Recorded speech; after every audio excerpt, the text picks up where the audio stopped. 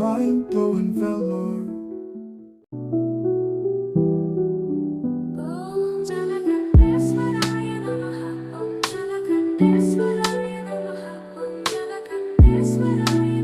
அப்புறம் நம்மளுடைய சாரதா காலேஜோட பெற்றோர்கள் வந்திருக்காங்க. ஸோ நம்ம ஆசிரம குடும்பம் இப்ப இருக்கோம். வாழ்க்கையில பெரிய விஷயம் அவருடைய திருவுருவம் தரிசனம் பண்ணோம். ஆதிசங்கரர் சொல்றார், வாழ்க்கையில ரொம்ப கிடைக்கிறதுக்கு அரிதானது எது அப்படின்னா சாதுக்களோட தரிசனமும் அவங்களுடைய சத்சங்கங்களாம். அவர் அப்படி ஆதிசங்கரர் சொல்லியிருக்கார். எல்லாரும் நீங்க புண்ணியம் பண்ணவங்களா இருக்கிறதுனால இன்னைக்கு நம்ம அம்பாவோட அவங்களோட தரிசனம் பிளஸ் அவங்க கிட்ட இருந்து சில ஆசீர்வாத மொழிகளை நம்ம கேட்கறதுக்கான பாக்கியம் இருக்கு. அது முத்து மாதிரி மனசுக்குள்ளார பதிய வச்சுட்டோம்னு வச்சுக்கோங்களேன், நமக்கு தேவைப்படும் போது அது நமக்கு ஒரு பெரிய பலம் கொடுக்கும், நமக்கு வழிகாட்டும், நமக்கு நல்லதை கொண்டு வந்து சேர்க்கும். எல்லா பெற்றோர்களுடைய சார்பாகவும் அம்பாவோட பாதம் பணிந்து உங்களுடைய ஆசீர்வாத மொழிகளும் அருள்மொழிகளும் என்னைக்கும் கிடைக்கணும் அப்படின்னு பிரார்த்தனையோட கேட்டு.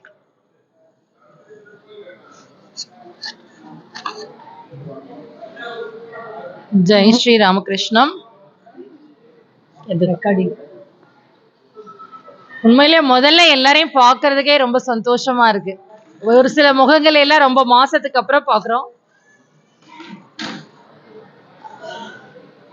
ஒரு சில முகங்களை எல்லாம் வருஷம் கழிச்சு பாக்குற மாதிரி இருக்கு. அதனால உண்மையிலேயே ரொம்ப சந்தோஷம் எல்லாரையும் பார்த்ததுல. அதுவும் இன்னொரு கூடுதல் சந்தோஷம் பகவானுடைய சந்நிதியில பாக்குறது இன்னும் ரொம்ப சந்தோஷம். வேற எங்காவது பாக்குறதுன்னா அது வேற என்ன, இங்க இறைவனுடைய சாநித்தியம், இறைவனுடைய அருள் நிறைய இருக்கும்.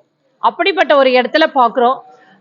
எல்லாரும் வந்திருக்கீங்க. உங்க எல்லாருக்கும் ஸ்ரீராமகிருஷ்ணனுடைய அருள், அன்னை சாரதையினுடைய அருள், சுவாமி விவேகானந்தரனுடைய அருள் பரிபூரணமா கிடைக்கிறதுக்கு பிரார்த்தனை பண்ணிக்கிறேன். அதோட இங்க நம்ம அருமையான ஒரு இடத்துல கூடி இருக்கோம்.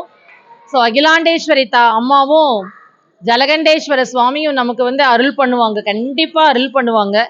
நமக்கு என்ன அப்படின்னா, நம்மளுடைய வாழ்க்கையில எப்பவுமே இறைவனை நம்ம ஒரு கையில பிடிச்சுக்கிட்டோம்னா நம்மளுடைய சோர்ந்து போற சமயத்துல அவர் பலம் கொடுப்பார். எப்படி அப்படின்னா, நமக்கு உடல் பலம்னு ஒண்ணு இருக்கு, சாப்பிடுறோம், உடம்புல இருக்கக்கூடிய பலம் நமக்கு தெரியும்.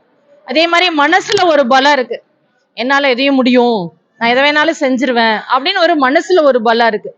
இதை தாண்டி அறிவுன்னு ஒண்ணு இருக்கு நமக்கு, அந்த அறிவுலயும் பலம் இருக்கு. அந்த அறிவு பலமா இருக்கும்போது ஐஏஎஸ் எழுதலாம், ஐபிஎஸ் எழுதலாம், பெரிய பெரிய பதவிக்கெல்லாம் போகலாம்.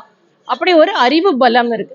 இந்த 3 பலமுமே ஏதோ ஒரு நேரத்துல நம்மளால பயன்படுத்தவே முடியாது. நம்ம மனசு தளர்ந்து ரொம்ப கஷ்டத்துல இருக்கிற போது இந்த உடல் பலம் நம்மளை காப்பாத்துறது இல்லை, மனபலமும் காப்பாத்துறது இல்லை, அறிவு பலமும் காப்பாத்துறது இல்லை.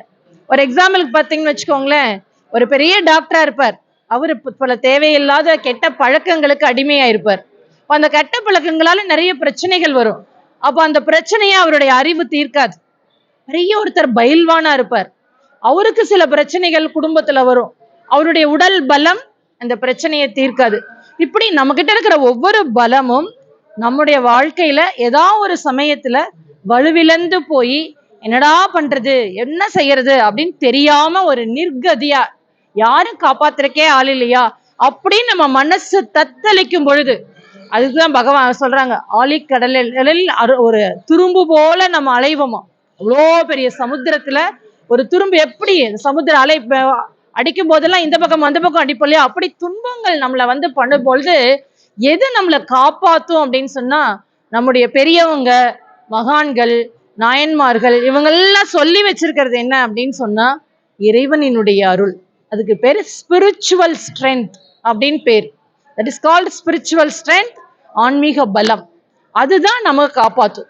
அது எப்படி காப்பாற்றும் அப்படின்னு சொன்னா, நமக்கு எப்ப இருக்கிறதுலயே எல்லாரை விட நம்மளுடைய மனசு எப்பவுமே துன்பம் வந்த உடனே நம்ம அதுக்கு யார காரணம் சொல்லுவோம்னா இந்த கடவுளை தான் காரணம் சொல்லுவோம். ஒரு கஷ்டம் வந்த உடனே யார காரணம் சொல்லுவோம், இந்த கடவுள் பாரு எவ்வளோ நான் பண்ணேன் அப்படின்னு முதல்ல நம்ம கிட்ட நம்ம வச்சு செய்யற ஒரு ஆள் யாருன்னா கடவுள் தான். தினம் கோயிலுக்கு வந்தேன், தினம் உனக்கு பூ வாங்கி போட்டேன், தினம் உனக்கு இது பண்ண, வெள்ளிக்கிழமை பால் அபிஷேகம் பண்ண, அதை மாலை போட்டேன், அதை பண்ண, நைவேத்தியம் பண்ண, அன்னதானம் பண்ண, இத்தனையும் நான் பண்ணினேனே, ஆனா அந்த கடவுள் என்னை விட்டுட்டாரே அப்படின்னு நம்ம நினைக்கக்கூடிய மனசு நம்மளோடது. ஆனா கடவுள் விடுறதே கிடையாது. ஒரு சின்ன ஒரு குட்டி கதை மட்டும் சொல்றேன், கேளுங்க, ரொம்ப நல்லா இருக்கும். ஒரு ஊர்ல இதே மாதிரி ஒரு கோவில். அந்த கோவில கூட்டி பெருக்கிற ஒரு ஊழியர், அந்த கோவில் ஊழியர். அவர் பார்த்தா அந்த கோயிலுக்கு எப்ப பார்த்தாலும் கூட்டமா மக்கள் வந்துகிட்டே இருப்பாங்க. இப்ப இந்த சாமி என்ன பண்ணுவாருன்னா, எங்க நடராஜமூர்த்தி இருக்கா இல்லையா, அந்த மாதிரி அவர் கையை வச்சு, இது அபயகரம், அபயஹஸ்தம், அவர் வந்து அப்படி நின்றுட்டே இருப்பார். இந்த இவருக்கு வந்து கஷ்டமா இருக்கும். கொஞ்சம் கூட ஓய்வே இல்லாம காலையில இருந்து சாயந்தரம் வரைக்கும், இங்கெல்லாம் கோவில் கொஞ்ச நேரம் சாத்துவாங்க இல்லையா, அப்படியெல்லாம் கிடையாது. அந்த நட சாத்துற பழக்கமே அந்த கோவில்ல கிடையாது. 24 நைட் 10 மணி வரைக்கும் அவர் அப்படியே இருக்க வேண்டியதுதான். அப்ப அவருக்கு ரொம்ப வருத்தமா போயிடுமா. வர்றவங்க எல்லாம் வராங்க, யாராவது கொஞ்சமாவது யோசிக்கிறாங்களா, இந்த சாமி பாவம் நின்றுகிட்டே இருக்கிறாரே, இவருக்கு கஷ்டமா இருக்கும்னு யாராவது யோசிக்கிறாங்களா அப்படின்னு அந்த ஊழியருக்கு மனசுல தோணிடும். அவர் ஒரு நல்ல மனுஷர். அதனால கொஞ்சம் யாருமே இல்லாத ஒரு நேரத்துல போய் அந்த சாமி கிட்ட கேட்பார், சாமி நீங்க ரொம்ப நேரமா நின்றுகிட்டே இருக்கீங்க, எனக்கு ரொம்ப கஷ்டமா இருக்கு உங்களை பார்க்கும்போது, உங்க காலெல்லாம் வலிக்கும், கையெல்லாம் இப்படி வச்சுக்கிட்டே இருந்து வலிக்கும், நான் என்ன பண்றேன், உங்களை மாதிரியே வேஷம் போட்டுட்டு வந்து நீங்க சொல்ற அந்த இடத்துல, நீங்க நிக்கிற இடத்துல நான் நின்றுடுறேன், நீங்க ஒரு 2 மணி நேரம் போய் ரெஸ்ட் எடுத்துட்டு வந்துருங்க, 2 மணி நேரம் நீங்க ரெஸ்ட் எடுத்துட்டு வந்ததுக்கு அப்புறம் திருப்பி வந்து இங்க எடுத்துக்கோங்க அப்படின்னு. இப்போ கடவுள் சொல்றாரு, நமக்கு கடவுளுடைய பத்தின அறிவு நமக்கு ரொம்ப குறைச்சல், அவருடைய மகிமை நமக்கு ரொம்ப தெரியவே தெரியாது. சோ அவரு இன்னும் கொஞ்சம் அறியாமையில இருக்கிறவர். அப்படி சொன்ன உடனே அவர் சொல்றாரு, சிரிக்கிறாரு கடவுள், நீ பாருப்பா, இதெல்லாம் ரொம்ப கஷ்டம், உனக்கு புரியாது, இதெல்லாம் நீ சொல்ற மாதிரி சும்மா நிக்கிறது அவ்வளோ கஷ்டம், நின்னாதான் தெரியாது எவ்வளவு கஷ்டம்ட்டு, உன்னால முடியாதுப்பா, அது வேண்டாம், விட்டுடு, நான் பாத்துக்கிறேன், என் வேலையை நான் பாத்துக்கிறேன். இல்ல நான் எவ்வளோ நாளா பாக்குறேன், உங்களுக்கு ஏதாவது செஞ்சே ஆகணும், நான் ஒத்துக்க மாட்டேன், ஒரு 2 மணி நேரம் தான் கேட்கிறேன், 2 மணி நேரம் ஒரு ஓய்வு எடுத்துட்டு வாங்கலேன் கடவுளே அப்படின்னு சொல்லி கேட்கிறாரு. நம்ம பக்தர் திரும்ப அந்த ஊழியர் திரும்ப கேட்டதுனால அவர் சொல்றார், ஓகே நீ சொல்றத நான் கேட்டுக்கிறேன், ஆனா சில கண்டிஷன் தானே, எத்தனை கண்டிஷன் வேணாலும் போட்டுக்கோங்க, அது ஒன்றும் எனக்கு கஷ்டம் இல்லை, முதுகு வலைய டெய்லி இந்த கோயில் ஃபுல்லா கூட்டி எடுக்கிறேன், அதை விடவா பெரிய கஷ்டம் வந்துட போது நீங்க போடுற கண்டிஷன்ல, பரவாயில்ல நான் வச்சுக்கிறேன். ஃபர்ஸ்ட் கண்டிஷன் சொல்றார், இனி அசையாம அப்படியே நிக்கணும், யாரு வந்து என்ன சொன்னாலும் அதுக்கு நீ பதில் சொல்லக்கூடாது. இது என்ன ஈஸி தானே, பேசினா தானே கஷ்டம். அசையாம நிக்கணும், யார் வந்து என்ன சொன்னாலும் நீ எந்த பதிலும் சொல்லவே கூடாது, அமைதியா இருக்கணும். ரொம்ப ஈஸியா இருக்கிற மாதிரி தான் எனக்கு இருக்கு, இன்னொன்னும் கஷ்டம் இல்லையே, ஓகே டீல் ஓகே. அதனால நான் கடவுளே நீங்க போயிட்டு கொஞ்ச நேரம் ரெஸ்ட் எடுத்துக்கோங்க, இந்த டீல் ரொம்ப நல்லா இருக்கு, நான் நின்னுக்கிறேன்னு சொல்லிடுறார். அவர் வந்து அப்படியே மேக்கப் போட்டு வந்து கடவுள் மாதிரியே நிக்கிறார் நம்ம கோவில் ஊழியர். கடவுள் போயிட்டார். திரும்ப சொல்றாரு, இங்க பாரு, நான் சொன்னதை மறந்துடக்கூடாது, என்ன சொன்ன, அசையாம அப்படியே நிக்கணும், யார் வந்து என்ன பேசினாலும் பதில் சொல்லக்கூடாது, எந்த பதிலுமே சொல்லக்கூடாது, அவங்க என்ன வேணாலும் சொல்லட்டும், நீ எதுவுமே சொல்லக்கூடாது. ஞாபகம் இருக்கு, 2 தானே, நல்லா ஞாபகம் இருக்கு, ஓகே அப்படின்னு சொல்றாரு. இவர் போயிடுறாரு. அப்பா, நீயாவது நம்ம கடவுளுக்கு கொஞ்சம் ஓய்வு கொடுத்தோம், அப்பாடா அப்படின்னு வந்து நிற்கிறார். அப்போ கொஞ்ச நேரத்துல ஒரு பக்தர் வர, அவர் வந்து கடவுள்கிட்ட வேண்டுறார், ஐயா நான் ஒரு பிசினஸ் செய்ய போறேன், அதனால இன்னைக்கு எனக்கு ஆசீர்வாதம் பண்ணுங்க, உங்க அருளால தான் இந்த பிசினஸ் நல்லபடியா நடக்கணும் அப்படின்னு சொல்லிட்டு அவர் வந்து நமஸ்காரம் பண்றார். நமஸ்காரம் பண்ணிட்டு கையில வரும் பொழுது ஒரு பர்ஸோட வர்றார். வந்து இந்த நமஸ்காரம் பண்ணும்போது அந்த பர்ஸை சாமி முன்னாடி வச்சுட்டு நமஸ்காரம் பண்ணிட்டு பிரார்த்தனை பண்ணிட்டு போகும்போது, அந்த நமஸ்காரம் பண்ண ஒரு சந்தோஷத்துல, அருள் கிடைச்சிருச்சுன்னு ஒரு சந்தோஷத்துல அந்த பர்ஸை மறந்து விட்டுட்டு போயிட்டார். நம்மால் நிக்கிறாருல்ல, அவருக்கு தோணுது, ஐயோ அட பாவி, இவன் பணத்தை விட்டுட்டு போறான், அதுல பணம் இருக்கு, அந்த பணத்தை தான் அவர் பகவான் காலில் வச்சு வேண்டிக்கிறார், இந்த பணத்தை வச்சுதான் நான் ஒரு பிசினஸ் பண்ண போறேன், அது வந்து நல்லபடியா நடக்கணும் அப்படின்னு வேண்டிக்கிறார். அதனால அவர் என்ன சொல்றாரு, உள்ளுக்குள்ளார ஓடுது, ஐயோ விட்டுட்டு போறானே கூப்பிட்டுலாமான்னு வாய் வரைக்கும் வந்துருது. ஆனா கடவுள் என்ன சொல்லியிருக்காரு, அசையக்கூடாது, பேசக்கூடாது அப்படின்னு சொல்லியிருக்காரு. என்னடா அது வம்பா போச்சு, அவன் முட்டாள் மாதிரி விட்டுட்டு போறானே அப்படின்னு மனசுக்குள்ளார தவிச்சுக்கிட்டே இருக்காரு. இன்னொரு ஆள் வரான். இன்னொரு ஆள் வந்தவன் என்ன பண்றான், வந்து கடவுளே நான் வந்து பக்கத்துல ஒரு 2 தெரு தள்ளி இன்னைக்கு ஒரு அன்னதான ஏற்பாடு பண்ணியிருக்கேன். நிறைய ஏழை மக்கள் இருக்காங்க, கஷ்டப்படுறவங்கலாம் இருக்காங்க. அங்க ஒரு அன்னதான ஏற்பாடு பண்ணியிருக்கேன். ஆனா காலையில இருந்து நான் எல்லார்கிட்டையும் கேட்டு பார்த்துட்டேன். யாருகிட்ட இருந்தும் எந்த உதவியுமே எனக்கு கிடைக்கல. எப்படி இந்த அன்னதானத்தை நடத்த போறேன்னே எனக்கு தெரியல கடவுளே அப்படின்னு சொல்லி ரொம்ப வேதனையா சோகமா பேசுறான். இவர் நம்ம ஆள் பார்த்துட்டே நிக்கிறார், அப்படியே நிக்கிறார் அசையாம. அவன் நமஸ்காரம் பண்ணாம பாருங்க, அங்க ஒரு பை இருக்கு. ச்சே, வாய் வார்த்தை சொல்லி முடிக்கிறதுக்குள்ளார இந்த கடவுள் அருள் பண்ணிட்டாருடா. பை இருக்குடா, எடுத்து திறந்து பார்த்தா பணம். அடடா, நான் வர்றதுக்கு முன்னாடியே பணத்தோட கடவுள் ரெடியா இருக்காரு பாரு, நான் என்ன கேட்பேன்னு தெரிஞ்சுக்கிட்டேன் அப்படின்னு சொல்லி ரொம்ப சந்தோஷமாயிடுச்சு அவருக்கு. உடனே பணத்தை எடுத்துக்கிட்டு, ரொம்ப நன்றி கடவுளே, நான் கேட்ட உடனே இப்படி கொடுப்பேன்னு நான் நினைக்கவே இல்லை அப்படின்னு ரொம்ப சந்தோஷமா அந்த பர்ஸ் எடுத்துட்டு, இன்னைக்கு அன்னதானத்தை ரொம்ப சிறப்பா செஞ்சிடறேன் நான் அப்படின்னு நம்ம கிளம்பி போயிட்டோம். இங்க நம்ம ஆளுக்கு தவிக்குதே, இது உப்பை இல்லடா, முன்னாடி வந்து அவன் விட்டுட்டு போனது, அவனுக்கு தூக்கிட்டு போறியே நீ, அவனுக்கு தூக்கிட்டு போறியே நீன்னு சொல்லி இவனுக்கு தவிக்குது.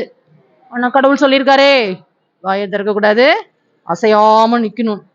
என்னடா இது, அசையாம நிக்கணும், வாயை திறக்க கூடாதே அப்படின்னு சொல்லி அப்படியே நிக்கிறான். மனசுக்குள்ளார கஷ்டமா இருக்கு. அநியாயம் கண்ணு முன்னாடி நடக்குது.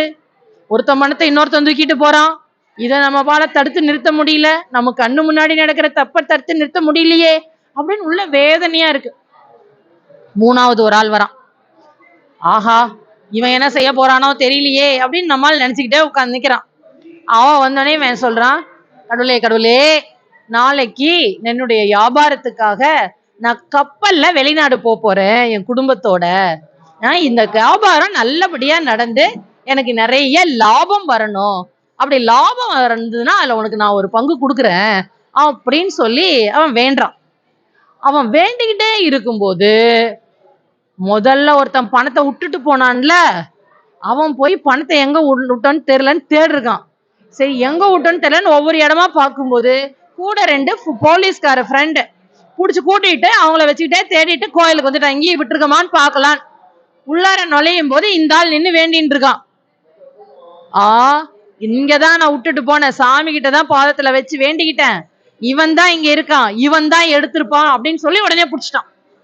உடனே அவன் வந்து சொல்றான், ஏய், இங்க பணம் இங்கிருந்து எடுத்தல்ல, அதை ஒழுங்கு மரியாதையா கொடுத்துரு அப்படின்னு சொன்ன உடனே அவன் சொல்றான், பணமும் தெரியாதுங்க, எனக்கு ஒண்ணும் தெரியாதுங்க, நான் வேண்டிக்குதான் வந்தேன், உங்க பணத்தை நான் கண்ணால கூட பார்க்கல அப்படின்னு சொன்ன உடனே இந்த போலீஸ்காரன் கூட இருக்கிறவங்களா சொல்றாங்க, இவனை இப்படி கேட்டா சொல்ல மாட்டான், இவனை ஸ்டேஷன்ல கொண்டு போய் வச்சு கேட்கிற விதத்துல கேட்டாதான் இவன் பதில் சொல்லுவான், அதனால இங்க வேற யாரும் வந்திருக்கிறதுக்கு வாய்ப்பே கிடையாது, இவன் தான் இங்க இருக்கான், அதனால இவன் எடுத்துக்கிட்டு பொய் சொல்றான் அப்படின்னு.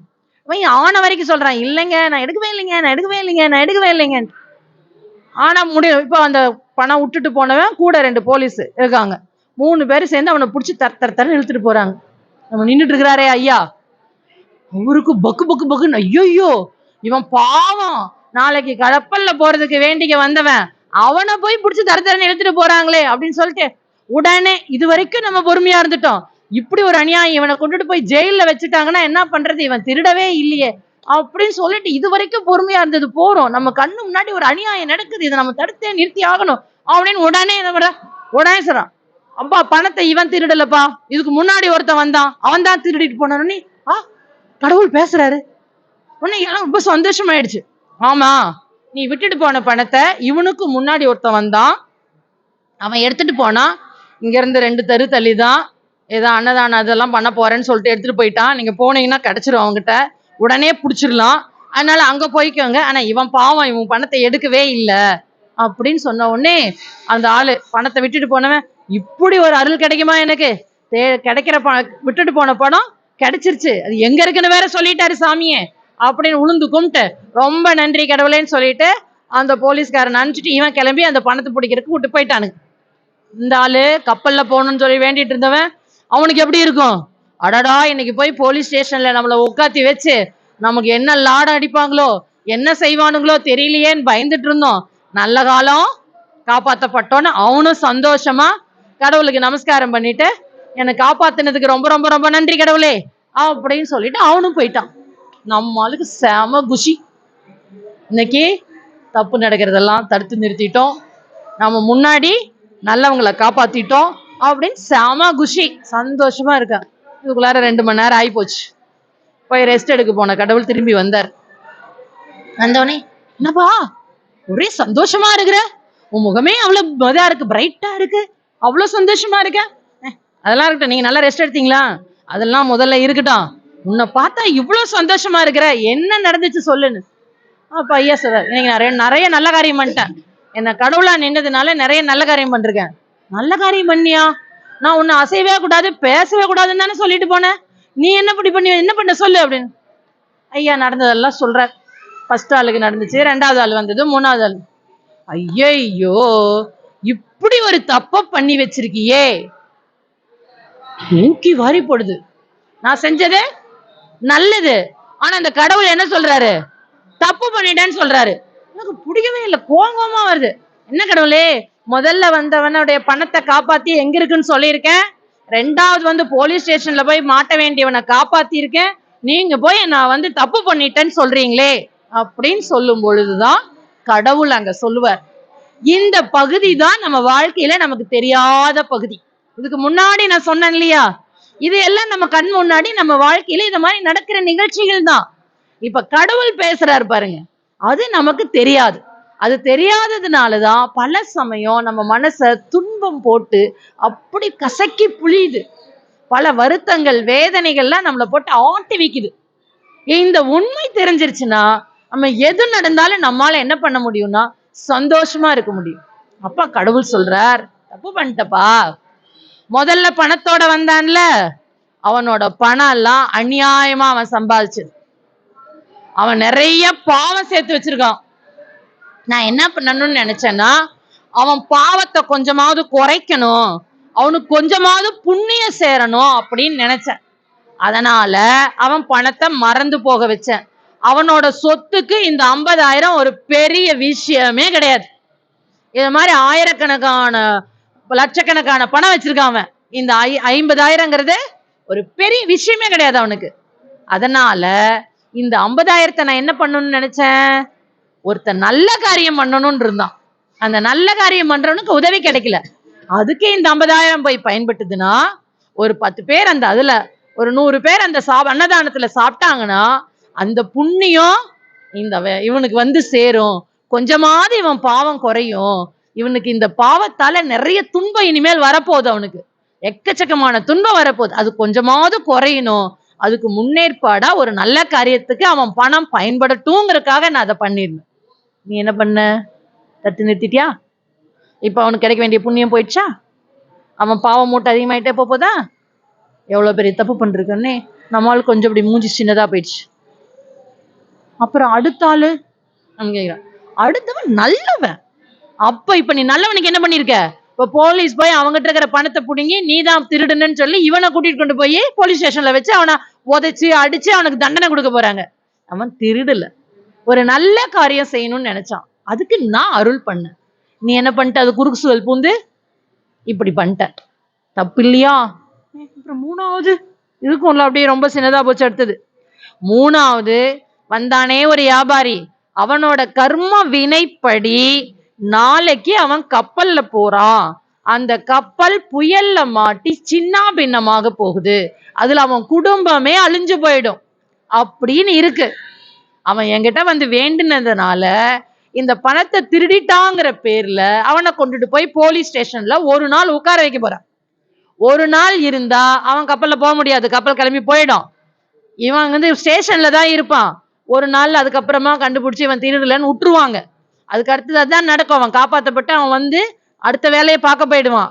இப்ப நீ அவனை காப்பாத்துறங்கிற பேர்ல போலீஸ் ஸ்டேஷனுக்கு போகாம தடுத்து நிறுத்திட்டியா? அப்ப நாளைக்கு அவன் என்ன பண்ண போறான்? கப்பல்ல போய் மாட்டி சிக்கி சின்ன பின்னமாக போறான். அப்போ ஒவ்வொருத்தங்களுக்கும் ஒரு கர்ம கணக்கு இருக்கு. அந்த கர்ம கணக்கு படிதான் அவங்களுக்கு நடக்கும். ஆனா அதுல என்னுடைய சோதனை இருக்கும். ஆனா கடைசியில நான் யாரையுமே இல்ல கைவிட மாட்டேன். முதல்ல இருக்கிறவனுக்கு பின்னாடி வரக்கூடிய கஷ்டத்தை குறைச்சு அவனுக்கு புண்ணியம் சேர்ந்தா குறையுங்கிறதுக்காக ஏற்பாடு பண்ணேன். 2வது ஒரு நல்லது நடக்கணுங்கிறதுக்காக அவனுக்கு ஏற்பாடு பண்ணேன். 3வது இருக்கவனையும் அவன் குடும்பத்தை காப்பாத்தணுங்கிறதுக்காக தான் பண்ணேன். ஆனா பார்க்கும்போது 3 பேருக்கும் கஷ்டம் வர மாதிரி தான் இருந்தது கிடையாது. என் கணக்குப்படி எல்லாருக்கும் நல்லதுதான் நடக்கும். நீ குறுக்கு பூந்ததுனால இப்ப எல்லாருக்கும் கெட்டதா போச்சு. அதனால கடவுள் எப்பவுமே யாரையுமே கைவிடுவதே இல்லை, ஆனால் சோதிப்பார். எப்படி பொண்ணை உரசி பார்த்தாதான் அது பொண்ணுன்னு தெரியும் இல்லையா, அது மாதிரி நல்லவங்களை உரசி பார்த்தாதான் அவங்க நல்லவங்கன்னு தெரியும். நம்மளுடைய 63 நாயன்மார்களுடைய வாழ்க்கையை பார்த்தீங்கன்னா அவங்களுக்கு இருக்கல மிக முக்கியமான விஷயம் என்னன்னா அதுதான், அவங்களுக்கு கஷ்டம் வந்திருக்கும். அந்த கஷ்டத்தின் மூலமா அவங்களுடைய பெருமையை உலகத்துக்கு காட்டுவார் கடவுள். இவங்க யார், எவ்வளவு தியாக புருஷர், எவ்வளவு கடினமா உழைக்கக்கூடியவங்க அப்படிங்கிறது உலகத்துக்கு காட்டுறதுக்கு தான் அவங்களுக்கு எல்லாருக்கும் கஷ்டத்தையே கடவுள் கொடுக்குறார். சோ நமக்கு கடவுள் கொடுக்குற கஷ்டம் எல்லாமே நம்முடைய பழைய கர்மாவை தீர்ப்பதற்காக, அதன் மூலம் நமக்கு அடுத்து வரக்கூடிய நன்மையை நம்ம பெறதுக்காகத்தான். என்னைக்குமே கடவுள் யாரையுமே கைவிட்டதா சரித்திரமே கிடையாது, சத்தியமா கிடையாது. நமக்கு கஷ்டம், அதுக்காக கஷ்டம் வராதா? கஷ்டம் வரும், எல்லாருக்கும் கஷ்டம் வரும். அது நம் கர்மாவை அழிப்பதற்கு, நம்ம பூர்வ ஜென்ம வினைகளை அழிப்பதற்கு இறைவனே அவதாரம் எடுத்து பூமிக்கு வரும் பொழுது கஷ்டப்பட்டிருக்கார். எதுக்காக? நமக்காக தான், நமக்கெல்லாம் புரியணுங்கிறதுக்காக தான். சோ கஷ்டம் வரும், ஆனா அந்த கஷ்டம் நீர் போல, நீர்மேல் எழுத்து போல மறைஞ்சிரும். அதை நாம தாங்குறோம் இல்லையா, அந்த கஷ்டத்தை மென்று விழுங்குகிறோம் இல்லையா, அதுதான் நம்மளுடைய பலம் இருக்கு. நான் முன்னாடி சொன்னேன் இல்லையா, ஸ்பிரிச்சுவல் ஸ்ட்ரென்த் அப்படின்னு சொல்லிட்டு. அந்த ஸ்பிரிச்சுவல் ஸ்ட்ரென்த் என்னன்னா, என்னை சத்தியமா கடவுள் கைவிட மாட்டார், என்ன காப்பாத்துவார் அப்படிங்கிற நம்பிக்கை இருக்கு பாருங்க.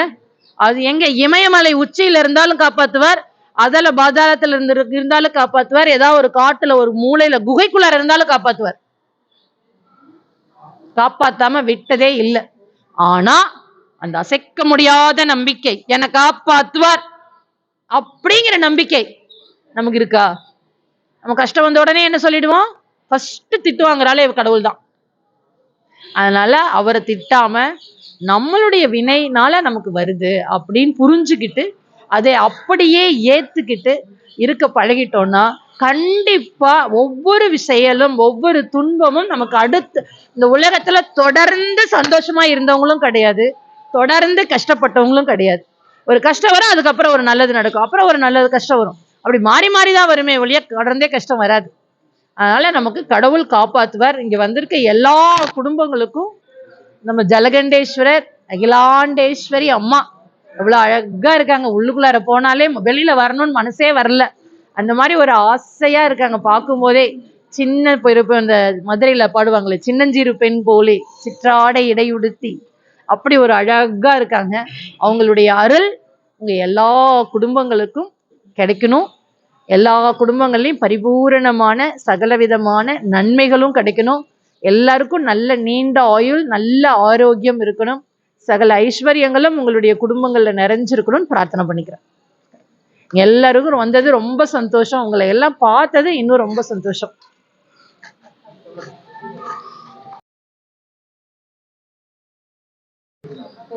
இப்போ முடிஞ்சது. இப்போ எல்லாரும் வந்து கொஞ்ச நேரம் கழிச்சு ஒவ்வொருத்தராக எழுந்து வந்து அந்த தம்பதியரோட வந்து அம்பா கிட்ட ஆசீர்வாதம் வாங்கிக்கலாம், பிரசாதம் வாங்கிக்கலாம்.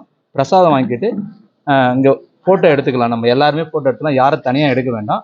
உங்களுக்கு எல்லாருக்கும் அவர்களுடைய நம்பர் கொடுத்துறோம், அவர்கிட்ட நீங்கள் ஃபோட்டோ வாங்கிக்கலாம். எல்லாருக்குமே நீங்கள் ஃபோட்டோ எடுத்துக்கலாம். எல்லாருக்கும் வந்து உள்ளே வந்து அன்னதானம், சுவாமியினுடைய அன்னதானம் இருக்குது, எல்லாரும் சாப்பிட்டு போனால் நல்லாயிருக்கும். அதே மாதிரி அம்பா சொல்லும்போது ஒரு விஷயம் சொன்னாங்க, அதுலேருந்து கடைசியாக ஒரே ஒரு விஷயம் என்னன்னாக்கா, கடவுளிடத்தில் சரணாகதி அடைய வேண்டும். கடவுள்கிட்ட போனால் எதுவுமே கிடைக்காது, மனசுக்கு அமைதி மட்டும்தான் கிடையாது. அமைதி கிடைச்சாலும் நம்ம எல்லா விஷயத்தையும் இது பண்ணணும். கடவுளிடத்தில் சரணாகதி அடைந்து விட்டால் எல்லாமே ஜெயிக்க முடியும், எல்லாமே கிடைக்கும். இதுதான் வந்து துறவிகளுடைய ஆசீர்வாதம். யாரோ அதுக்காக முயற்சி பண்ணி உழைச்சி அவர் சொன்னார், தன்னுடைய உடல் உழைப்பு, குடும்பம், செல்வம், உயிர் எல்லாத்தையும் கொடுத்து கொண்டு வந்ததுனாலதானே இன்னைக்கு நம்மால வந்து இங்க சுவாமி ஆசையா கஷ்டம் எல்லாருக்கும் இருக்குதாங்க. யாருக்கு இல்ல? அவங்களுக்கு எல்லாம் கஷ்டமே இல்லையா? அவங்க எல்லாம் இந்த ரோஜா மலர் படுக்கையா படுத்து பண்ணாங்க கிடையாது இருக்கு. ஆனா எதுக்காக கஷ்டப்படுறவங்க இருக்குதான். அதை புரிஞ்சுக்கிட்டவங்க சொன்னா கடவுள் நம்மளை கைவிட மாட்டார், சத்தியமா விட மாட்டார்ங்கிற நம்பிக்கை இருந்தாலே போதும். எந்த கஷ்டம் வந்தாலும் நம்மால அந்த ஆன்ம பலத்தை கொண்டு தாண்ட முடியும். யாராருக்கெல்லாம் நிறைவான அருள் வேணுமோ ஒவ்வொருத்தரா வாங்க, கடைசியா வரவங்களுக்கு தான் நிறைவான அருள் கிடைக்கும். யார முதல்ல வரீங்களோ வாங்க. ஒவ்வொருத்தரா எழுந்து வந்து இது பண்ணுங்க, அம்பா கிட்ட blessing வாங்கிக்கோங்க.